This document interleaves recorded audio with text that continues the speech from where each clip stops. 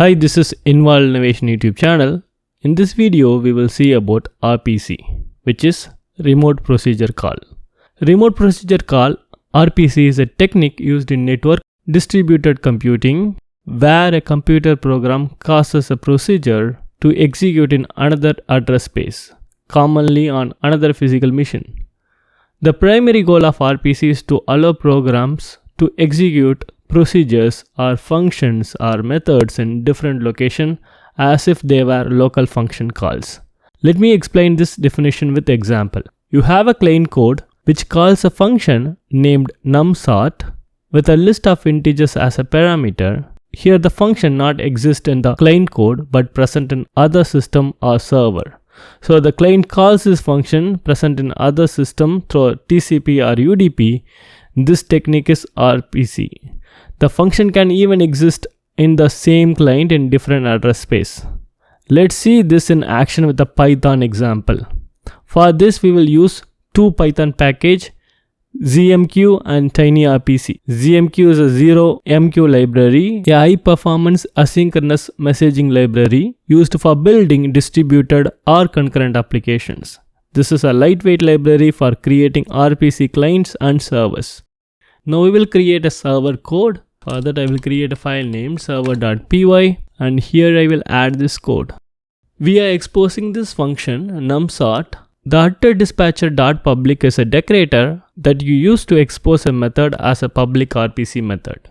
This function is exposed with the TCP protocol at the port 5001. Here this is running in my local, so I provided the local host and then the 5001 as the port number. Now we have created this server and then now we will create a client. I will name this as client.py. Now we have created the client. So here in this client, we are calling this numSort. So this numSort is not present in this client, whereas it is present in the server. Here the numSort is present in my local host, but it can even present in some server. We can able to connect through TCP. First, I will run the server. Now our server started listening and it is actively listening for client to connect to this server and get the remote procedure call. That means calling this numSort function.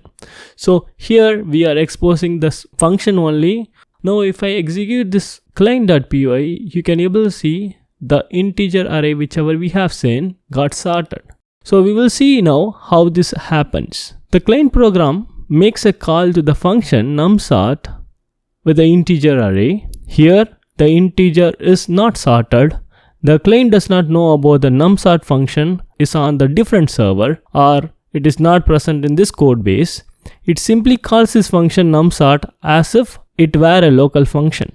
The client stub is responsible for converting or marshalling this function integer array parameter and then the function name into a standardized message format that can be transmitted over network. Here we are using JSON RPC, so the function is marshaled to JSON.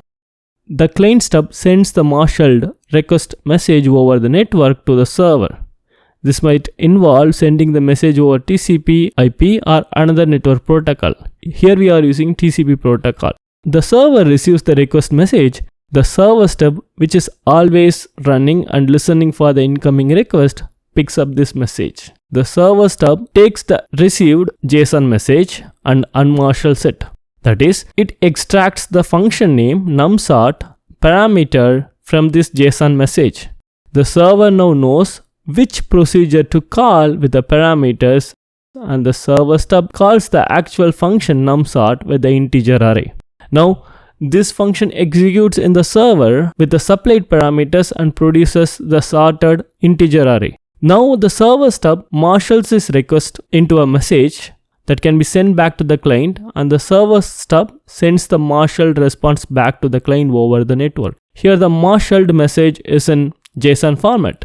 The client stub receives the response message from the network and unmarshals the response, extracting the result. From the message, it sends it to the client application. The client application continues with the result. Now we have understood what is RPC. In a nutshell, RPC is calling a function which is present in a different address space. It can be in a different system altogether, or it can be in a same system in a different address space. And there is a similar concept in Java named remote method invocation. There is a slight difference between remote method invocation and then remote procedure call, and remote method invocation is only for Java or object-oriented programming, whereas RPC is a general technique which can be used language agnostic. Let's understand the difference between REST and RPC. REST uses resource-based communication model.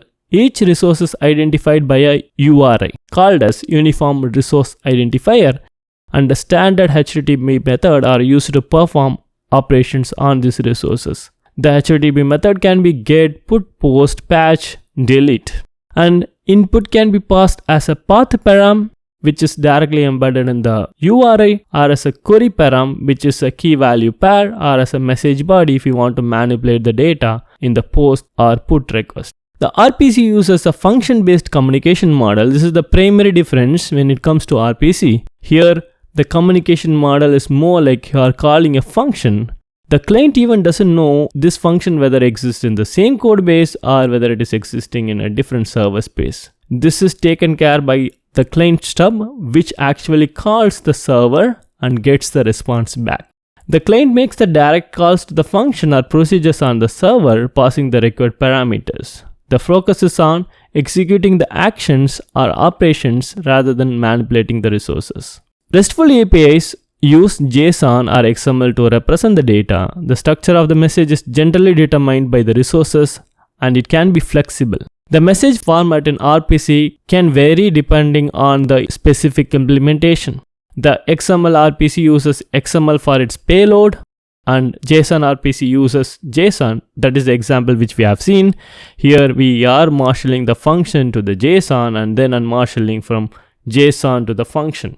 There is relatively new kid in the market, which is gRPC, which uses protocol buffers, protobuf, a compact binary format which is created by Google. We will see gRPC versus RPC later in this video. REST typically uses HTTP or HTTPS as its transport protocol. It leverages standard web protocols and existing web infrastructure. RPC can use a variety of transport protocols including HTTP, TCP, or even lower level of protocols. For example, gRPC uses HTTP2 and JSON RPC can use HTTP or WebSocket, and traditional RPC use TCP or UDP. Other than this, REST is inherently stateless, that is, one request doesn't know about other request. RPC can be either stateful or stateless. Traditional RPC is slow if it uses JSON or XML because it is difficult to marshal and marshal, but gRPC is fast because of protobuf and HTTP2. REST naturally supports caching mechanisms. Caching in RPC is less straightforward and typically requires custom implementation. So the use cases, REST is well suited for CRUD operations, create, read, update, delete operations where it can interact with the database and it get the request back. And web services that expose a clear set of resources, and when you need to leverage web infrastructure, caching, security, all those things, it is commonly used in web APIs for microservices, public APIs, and RESTful web services. RPC is often used in scenarios requiring high performance, low latency, and complex operations that can resemble function calls. It is well suited for internal microservices communication, real-time communication, and where bidirectional streaming is needed. Finally, we will see the difference between RPC and gRPC. gRPC, as I mentioned, it is comparatively new, which is gaining huge popularity into the recent past. gRPC is a modern high-performance framework developed by Google.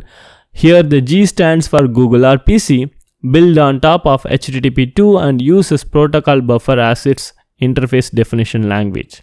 I have a separate video on gRPC. If you are interested, you can go and watch that video, the link of which I have provided in the description. It extends traditional RPC concepts with advanced features like streaming, authentication, and more. The traditional RPC implementation usually uses a variety of transport protocols such as TCP or UDP, or depending on the specific RPC framework. gRPC exclusively uses HTTP2, which provides several benefits like multiplexing, that is multiple requests in a single connection, header compression, and bidirectional streaming. Traditional RPC generally supports only a simple request response interactions, that is streaming continuously flow of data between the client and server is typically not supported unless specifically implemented. gRPC, on the other hand, has a unary request response interaction, that is single request and response just like traditional RPC, and then server streaming, that is the server sends a stream of response after a single client request, and then client streaming, the client sends a stream of request and the server responds once. And bidirectional streaming, this is very popular, both the client and the server send stream of data simultaneously. Security in traditional RPC implementation depends on the transport layer and any additional security measures implemented by the developer like TLS or application-specific authentication. gRPC has built-in support for TLS and SSL, making it easier to implement secure communication. Additionally, gRPC integrates with Google OAuth 2 and other authentication mechanisms. Thanks for watching. For more technical videos, subscribe to this channel.